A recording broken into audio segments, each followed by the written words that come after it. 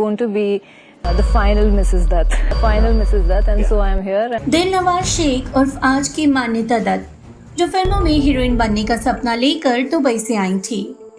ये फिल्मों में हीरोइन तो ना बन सकी, पर दत्त परिवार की बहू जरूर बन गई।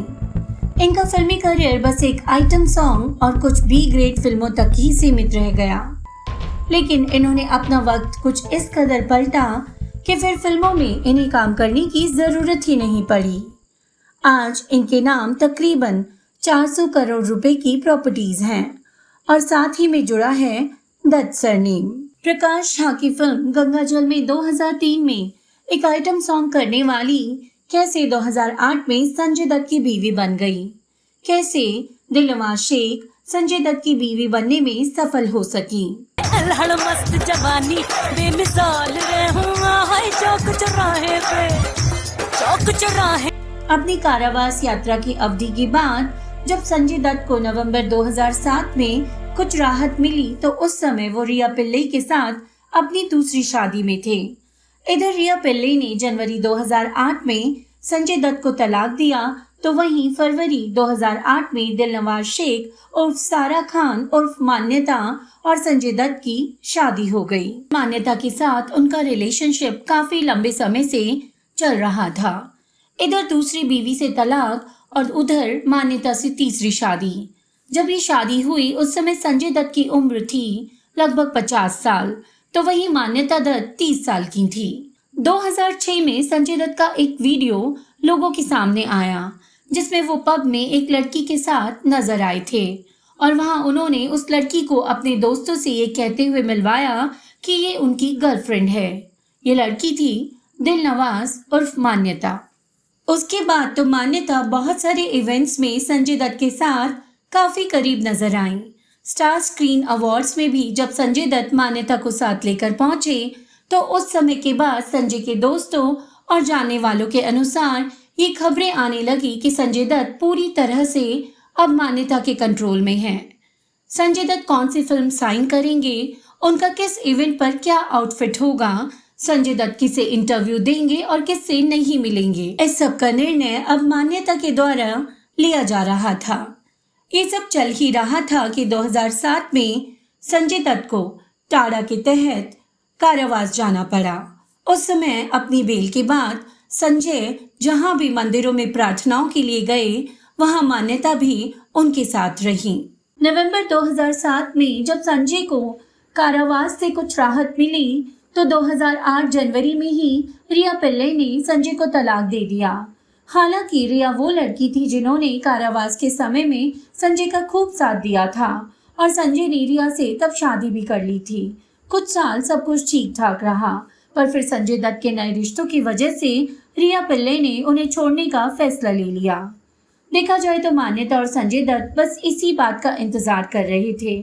इधर रिया संजय की जिंदगी से निकली, उधर 2008 फरवरी में संजय दत्त और मान्यता ने शादी कर ली। हालांकि ये शादी दत्त परिवार ने बिल्कुल भी स्वीकार नहीं की थी, पर संजय दत्त पूरी तरह से मान्यता को दत्त बनाने के लिए तैयार थे। भाई आपकी फैमिली नहीं आई वहाँ पे, प्रिया दत्त जी वहाँ नहीं आई, नम्रता जी वहाँ नहीं आई, और यहाँ तक कि प्रिया दत्त जी ने तो सबके सामने बोला कि भाई हमें तो पता ही नहीं, हमें तो बुलाया नहीं गया। आई नो कि 2 या 3 दिन पहले इन्फॉर्म किया गया था, रात में उन्हीं ने बताया था कि शादी कर रहे हैं, सो ऑब्वियसली इन्फॉर्म तो किया गया था। They chose not to come. I don't know, I mean I don't read people's mind. Sanjay की बड़ी बहन प्रिया का उस समय ये बयान भी सुनने को मिला था कि हमें इस शादी के बारे में कोई खबर नहीं है। मुझे तो पता भी नहीं था। वहीं संजय दत्त ये बोलते हुए सुनाई दिए कि मेरी बहनों को शादी के बारे में पता है, मैंने खुद उन्हें बताया था। यहाँ तक कि वो शादी के दौरान मीडिया से ये भी कहते हुए नजर आए कि उनकी बहन पहुँचने ही वाली है। आखिर क्या बात रही होगी कि संजय दत्त की बहनें इस शादी को स्वीकार नहीं कर रही थी। उसका कोई ना कोई कारण तो जरूर रहा होगा। ये कहानी सुनते सुनते आपने भी अंदाजा लगा ही लिया होगा कि दिलनवाज शेख ने संजय दत्त के साथ बहुत ही सोच समझकर रिश्ता निभाया होगा। कुछ बी ग्रेड फिल्मों में काम करने वाली दिलनवाज ये तो अपने बारे में जान ही चुकी होंगी कि वो कभी भी ए ग्रेड फिल्मों की प्रमुख हीरोइन बनने की काबिलियत नहीं रखती थी, तो ऐसे में फिल्म इंडस्ट्री के किसी नामी परिवार की बहू बनना काफी बेहतरीन फैसला था।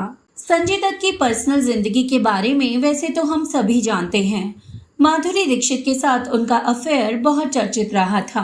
अपनी बेताबी का मैं कैसे तुझसे इजहार करूं।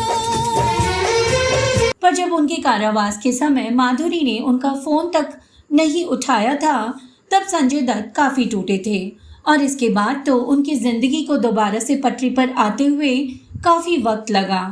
तब तक बढ़ती उम्र और अपना आत्मविश्वास खोते हुए संजय दत्त को इमोशनल सपोर्ट देना काफी आसान था और ये काम मान्यता ने बखूबी किया।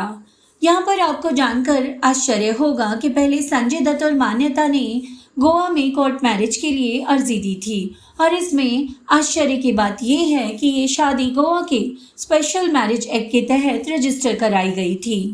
गोवा स्पेशल एक्ट मैरिज के अनुसार पति की कुल संपत्ति में से आधी संपत्ति पर पत्नी का हक हो जाता है, लेकिन इस रजिस्टर मैरिज को वो अंजाम नहीं दे पाए क्योंकि मान्यता ने शादी के रजिस्ट्रेशन के लिए कुछ फर्जी प्रमाण पत्रों का इस्तेमाल किया था। जब रजिस्ट्रार ऑफिस में उन प्रमाण पत्रों के लिए दिलनवाज और मान्यता से सबूत मांगे गए तो इन्होंने शादी की अर्जी वापस ले ली, क्योंकि अगर वे ऐसा नहीं करते तो फर्जी प्रमाण पत्र दाखिल करने के आरोप में इन्हें सजा भी हो सकती थी। और इसके बाद दोनों ने हिंदू रीति रिवाजों के साथ शादी की। इस शादी के बाद एक और कांड की शुरुआत हुई। अब मेराजुद्दीन नाम का एक आदमी ये दावा कर रहा था कि मान्यता दत्त उर्फ दिलनवाज शेख उसकी पत्नी है, साथ ही वो अभी तक उसके निकाह में हैं, तो वो संजय दत्त के साथ शादी कैसे कर सकती है। यहाँ तक कि मेराजुद्दीन ने अपनी और अपनी बेगम दिलनवाज शेख की कुछ तस्वीरें और निकाहनामा भी मीडिया के सामने पेश किया। साथ ही साथ उसने इन सबूतों को लेकर कोर्ट में याचिका भी दाखिल की। ये एक नया हंगामा था। यहाँ तो हम संजय दत्त की रोलर कोस्टर लाइफ के बारे में ही जानते थे, पर उनकी तीसरी बीवी की जिंदगी के रहस्य तो और भी ज्यादा गहरे थे। अब कोर्ट ने मुंबई पुलिस को इस विषय में जांच करने के लिए कहा, क्योंकि अगर ऐसा है तो उस आधार पर संजय दत्त और मान्यता की शादी को खारिज किया जाना तय था। इस सिलसिले में तब मुंबई पुलिस ने संजय दत्त के घर जाकर ही मान्यता से पूछताछ की।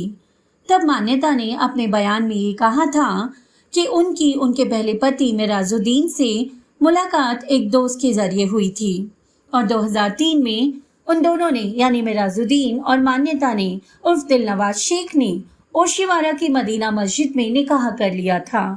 तब मान्यता ने आगे बताया कि शादी के 6 महीने बाद ही हमारे बीच रिश्ते खराब होने लगे थे। मैंने काजी की मदद से 3 बार उन्हें तलाक का नोटिस भेजा था, लेकिन उसका मेराजुद्दीन ने कोई जवाब नहीं दिया। तब मैंने अखबार में हमारे अलग होने की सूचना दे दी थी, लेकिन कोर्ट ने इसे सही तौर पर तलाक नहीं माना। कोर्ट के अनुसार ये तलाक ठीक ढंग से नहीं लिया गया था और पति की सहमति के बिना ये तलाक मान्य नहीं था। इस तरह कोर्ट ने संजय दत्त और मान्यता की शादी को गैर कानूनी बताया। तब इन दोनों ने इस फैसले के खिलाफ सेशन कोर्ट में अपील की, जहां मई 2008 में कोर्ट ने इनकी शादी को मान्यता दे दी। इनकी शादी को कोर्ट ने तो मान्यता दे दी, लेकिन संजय दत्त की दोनों बहनों ने इस शादी को अभी भी स्वीकार नहीं किया था। जाहिर था संजय दत्त की जिंदगी में आए हर तूफान में उनका साथ देने वाले इस परिवार को कोई तो बड़ा कारण लगा होगा जो वो इस शादी को स्वीकार नहीं कर पा रहे थे। लेकिन मान्यता की प्रेगनेंसी के समय पर दोनों बहनों ने एक बार फिर से संजय दत्त की तरफ अपना हाथ बढ़ा दिया।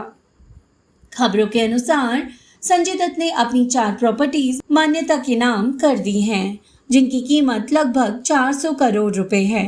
खैर जो भी हो, आज संजय दत्त अपने अनगिनत अफेयर और उनकी वजह से टूटी हुई 2 शादियों के बाद, साथ ही अपने जीवन के घमासान उथल पुथल के बाद अब मान्यता के साथ सेटल हो गए हैं। जाहिर है एक उम्र के बाद इंसान ढल ही जाता है। अब मान्यता की ये कहानी जानकर उनके बारे में क्या राय रखते हैं, हमसे ज़रूर साझा करें। आज की कहानी को मैं यही समाप्त करती हूँ। मैं आपकी होस्ट और दोस्त ज्योति फिर मिलूंगी आपसे एक नई कहानी के साथ। एक विनती आपसे मैं करना चाहूँगी, अगर आपको हमारा काम पसंद आ रहा है तो वीडियो को अपना लाइक और कमेंट देकर हमारे काम को आगे बढ़ाने के लिए सपोर्ट ज़रूर करें। नई कहानी के आने तक आप सभी को मेरा प्यार भरा नमस्कार।